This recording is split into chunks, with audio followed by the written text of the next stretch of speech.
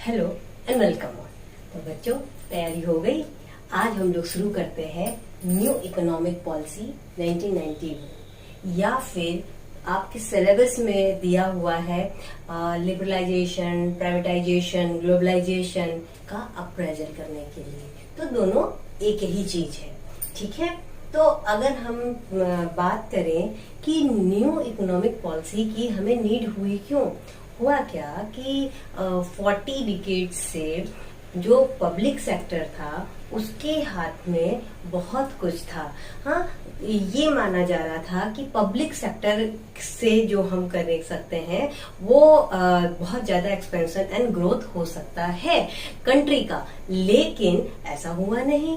ऐसा बहुत सारे स्कॉलर्स ने अपना एक व्यू रखा कि अगर पब्लिक सेक्टर के हाथ में सारी चीजें हैं तो क्या कर सकते हैं, अचीव ग्रोथ इन सेविंग, हाँ, achieve growth and expansion in industrial sector, sustained growth in agricultural output.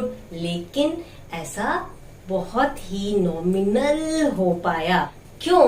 क्योंकि पब्लिक सेक्टर जो था उसकी होल्डिंग बहुत ज्यादा थी और प्राइवेट सेक्टर की होल्डिंग बहुत ही कम थी और बहुत ही रिस्ट्रिक्शन के साथ थी, है ना। तो हम अगर मेन रीजंस देखें कि ये इकोनॉमिक रिफॉर्म हुआ क्यों, ये न्यू इकोनॉमिक पॉलिसी आई क्यों, तो इसके पीछे का जो मेन पर्पस था वो था कि poor performance of public sector. जो पब्लिक सेक्टर थी उसकी पुअर परफॉर्मेंस, वहां पे जो एम्प्लॉयज थे उनका बहुत लेजीनेस, लेथार्जीनेस, हाँ, ग्रांटेड ले लेना, है ना। तो ये क्या था कि वहां पे परफॉर्मेंस इतनी पुअर हुई कि हमारा सोसाइटी का ग्रोथ अच्छे से नहीं हो पाया। Deficit in balance of payment, x minus M, export minus import. क्या होता है कि जब कभी भी एक्सपोर्ट ज्यादा होता है और इंपोर्ट कम होता है, वहां पे फॉरेन एक्सचेंज रिजर्व, हाँ, फॉरेन एक्सचेंज रिजर्व वो हमारे पास आता है। और जब फॉरेन एक्सचेंज रिजर्व इंडिया के पास आता है तो वो एक गुड साइन, इंडिया के पास या किसी भी कंट्री के पास फॉरेन एक्सचेंज रिजर्व होता है तो वो एक गुड साइन होती है। बट अनफॉर्चुनेटली इतने सब रिस्ट्रिक्शंस के बाद भी due to some reasons import जो है वो ज्यादा हुआ और उसकी वजह से हमारे इंडिया में, हमारी कंट्री में क्या हुआ कि फॉरेन एक्सचेंज रिजर्व जो था वो धीरे धीरे डिटोरिएट होने लगा। इतना डिटोरिएट हो गया कि कंट्री ने जब IMF से क्रेडिट लेना चाहा तो वहां पे स्कोप ज्यादा नहीं था। तो वो अभी हम लोग आगे देखेंगे। X is for export and M is for import, ठीक है बच्चों। तो अब बात करते हैं इन्फ्लेशनरी प्रेशर। महंगाई भी अपने आप में एक बहुत बड़ा कारण थी। जब हमारे पास इतने सारे कॉजेज हो गए डेफिसिट के, तो वहां कहीं ना कहीं इन्फ्लेशन का रेज होना ऑटोमेटिकली था। तो क्या हुआ कि इन्फ्लेशन के वजह से भी ये न्यू इकोनॉमिक पॉलिसी का अरिजन हुआ। फॉल इन फॉरेन रिजर्व, है ना। अभी हम लोगों ने बात किया ना कि एक्स माइनस एम, है ना। जब हमारे पास फॉरेन रिजर्व कम हो गया तो हमारे पास, यानी हमारी कंट्री की जो थी एक्सपोर्ट करने की कैपेसिटी वो कम हो गई और फिर जो कुछ भी हम बाहर से ले रहे थे उनको पे करने की एबिलिटी हमारी ऑटोमेटिकली रिड्यूस हो गई, है ना। तो इस वजह से भी हमारा न्यू इकोनॉमिक पॉलिसी का इंट्रोडक्शन हुआ। Huge burden of debt, but जो डेट था इतना बढ़ गया था, इतना बढ़ गया था कि उसका पेमेंट करना बड़ा ही मुश्किल काम हो गया था। इस वजह से न्यू इकोनॉमिक पॉलिसी का इंट्रोडक्शन हुआ। इनएफिशिएंट मैनेजमेंट, क्या हुआ कि इनएफिशिएंट मैनेजमेंट हमारी इंडिया में हुआ। कैसे कैसे? पहला तो गवर्नमेंट हैड जनरेट सरप्लस, है ना। गवर्नमेंट ने सरप्लस जनरेट किया। कैसे? जो प्रॉब्लम्स चल रही थी, अनएम्प्लॉयमेंट, पॉवर्टी, पॉपुलेशन एक्सप्लोजन, इन सब के लिए। Then the government expenditure began to exceed their revenue, government का एक्सपेंडिचर रेवेन्यू से ज्यादा हो गया था। Foreign exchange borrowed from other country और international boundaries was to spent on meeting consumption need, है ना। तो ये कारण हो गए हमारे इनएफिशिएंट मैनेजमेंट के। देखो बच्चों, अब यहाँ से तुम लोगों का जो है शुरू हो जाता है एमसीक्यू के क्वेश्चंस का स्टार्ट होना।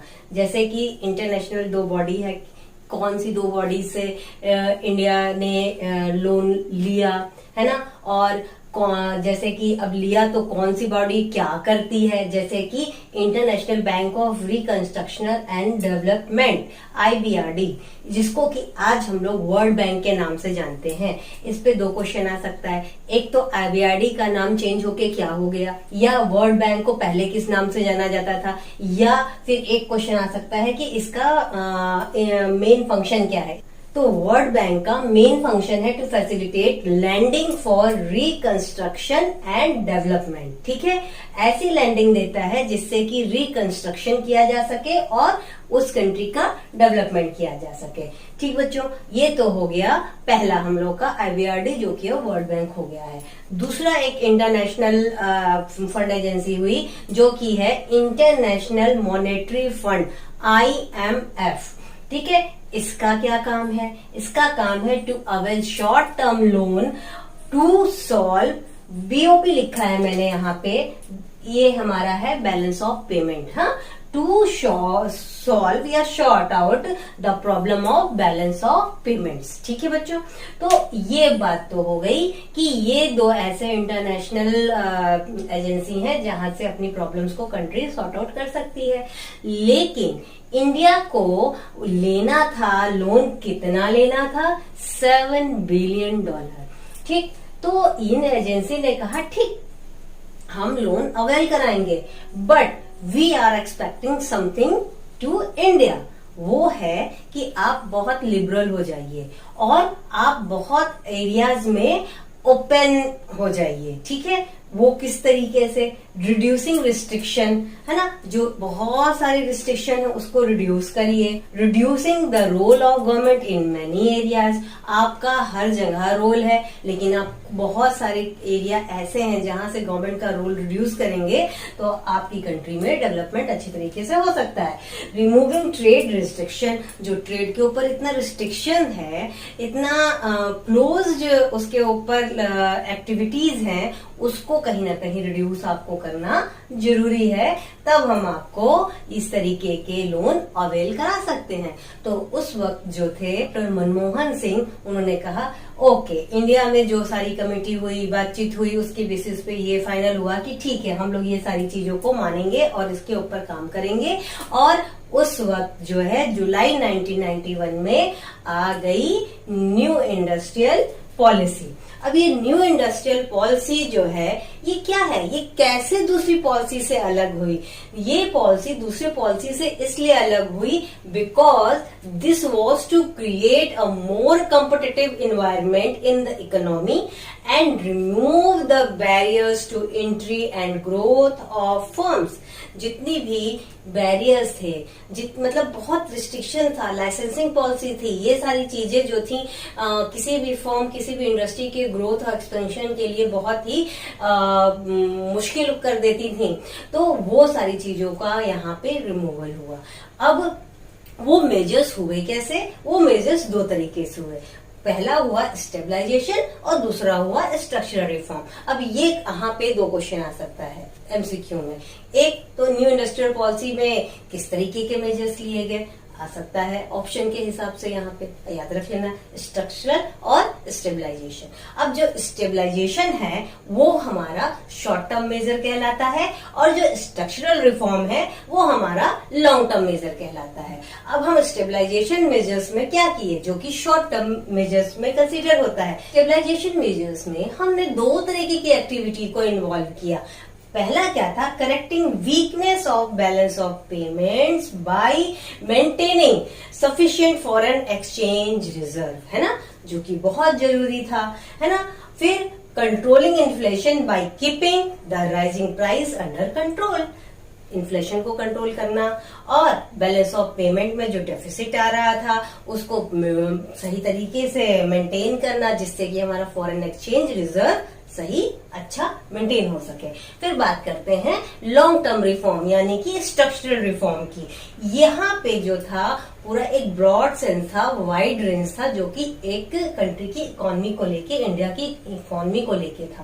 पहला क्या था, improving the efficiency of economy, economy की एफिशिएंसी को इम्प्रूव करना। दूसरा, increasing the international competitiveness by removing the rigidity in various segment in the Indian economy. बहुत सारे सेगमेंट में इंडियन इकोनॉमी में जो रिजिडिटी थी उसको रिमूव किया गया इंटरनेशनल लेवल पे कॉम्पिटिटिवनेस बनाने के लिए अपना। ठीक है बच्चों, तो इसका स्क्रीनशॉट ले लो अगर साथ साथ नोट डाउन नहीं कर रहे थे। New economic policy, new economic policy के जो मेन 3 पिलर हैं, that one is the LPG, liberalization, privatization, globalization. ठीक है, वो क्या रही, लिबरलाइजेशन। लिबरलाइजेशन वो स्टेप रहा जिसमें कि to remove entry and growth restriction on private sector. जो प्राइवेट सेक्टर के ऊपर रिस्ट्रिक्शंस थे, है ना, बाउंड्रीज बनी हुई थी, उनकी ग्रोथ के ऊपर रिस्ट्रिक्शंस थे, बहुत सारे लाइसेंसिंग पॉलिसीज थी, इन सबको रिमूव किया गया, है ना। It involve deregulation and reduction of government control and greater freedom of यानी greater autonomy of private sector investment to make economy more competent, है ना। इकोनॉमिक को मोर कॉम्पिटेंट, मोर फंडिंग बनाने के लिए क्या किया गया कि जो भी गवर्नमेंट के रेगुलेशन थे उसको रिड्यूस किया गया और जो कंट्रोल थे उनको कहीं ना कहीं इतना कम किया गया कि प्राइवेट सेक्टर को अपनी एक ऑटोनॉमी की पोजीशन में आया, जिससे कि वो इकोनॉमी को एक बहुत अच्छा, हेल्दी, स्ट्रॉन्ग पोजीशन दे सका due to more healthy competitiveness. Then the business is given in free hand and allowed to run on commercial line. जो बिजनेस थी वो फ्री हैंड में आ गई।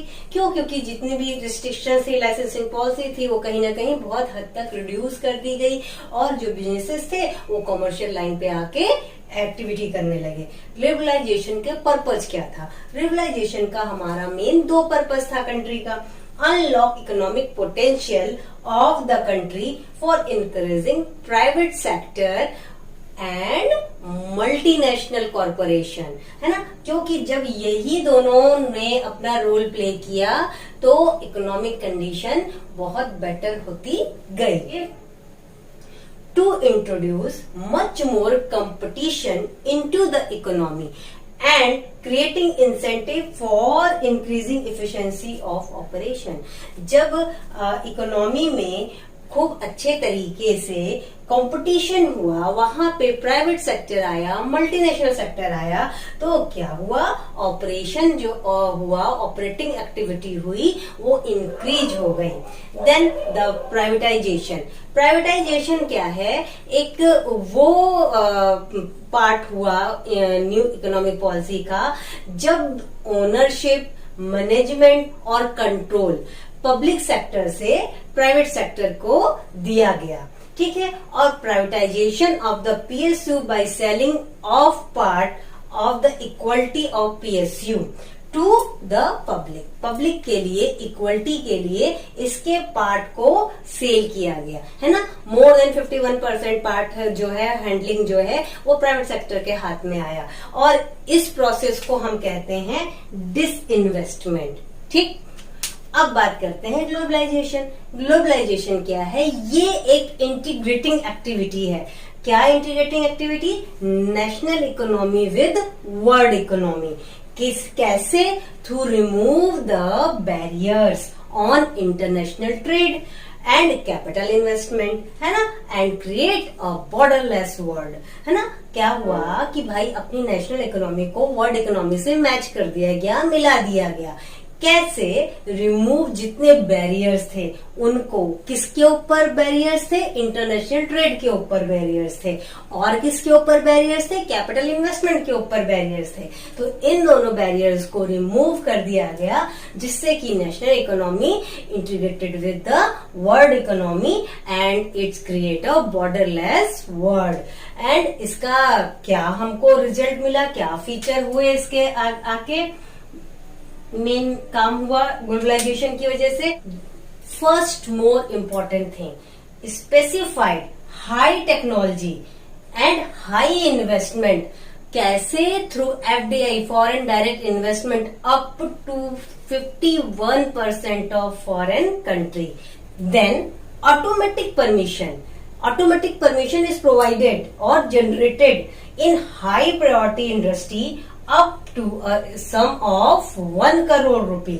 ठीक है, जो परमिशन हुआ वो ऑटोमेटिकली जनरेट कर गया, कितने तक, 1 करोड़ रुपए तक। एक्सपोर्ट को डिस्करेज करने के लिए और फॉरेन कैपिटल इन्वेस्टमेंट को इनकरेज करने के लिए क्या हुआ कि इंडिया ने अपनी करेंसी को ऑलमोस्ट 20% तक डिवेल्युएट कर दिया। ठीक, और जो था new 5 year export import policy जो कि 92-97 में आया, और उसमें जितनी भी तरीके के रिस्ट्रिक्शंस थे और कंट्रोल थे उसको रिमूव कर दिया गया। 2007-2008 के बजट में मॉडिफाई किया गया कस्टम ड्यूटी को 250% से 10% पे। अब जो है लिबरलाइजेशन, इसमें बहुत सारे रिफॉर्म हुए, ऑलमोस्ट 5 रिफॉर्म्स हुए। कौन कौन से सेक्टर में हुए, industrial sector, financial sector, tax sector, foreign exchange sector, तुम्हारा trade and investment policy sector, इन सारी चीजों में जब रिफॉर्म्स हुए तब जाके हमारी कंट्री जो है वो लिबरल हो गई। अब इन्हीं सारे रिफॉर्म्स का डिस्कशन हम लोग नेक्स्ट क्लास में करेंगे, और नेक्स्ट क्लास में हम लोग ये भी देखेंगे कि जो न्यू इंडस्ट्रियल पॉलिसी आई वो हमारी कंट्री के ऊपर कितनी फेवरेबल रही और कितनी डिसफेवरेबल रही, यानी कि कितना उसका एडवांटेज हुआ और क्या उसके डिसएडवांटेज हुए। आई होप बच्चों की तुम लोग को ये क्लास समझ में आई होगी, और इसको लाइक शेयर सब्सक्राइब करना नहीं भूलना, अपने फ्रेंड्स में शेयर जरूर करना। नोट्स के लिए डिस्क्रिप्शन बॉक्स में सारे लिंक दिए हुए हैं, टेलीग्राम चैनल का लिंक दिया है, उसमें तुम लोग के हैंड रिटन और पीडीएफ फॉर्म में नोट्स अवेलेबल है। और दूसरी चीज ये है कि इंस्टाग्राम पे अपडेट करते रहना। All the best, take care and good luck.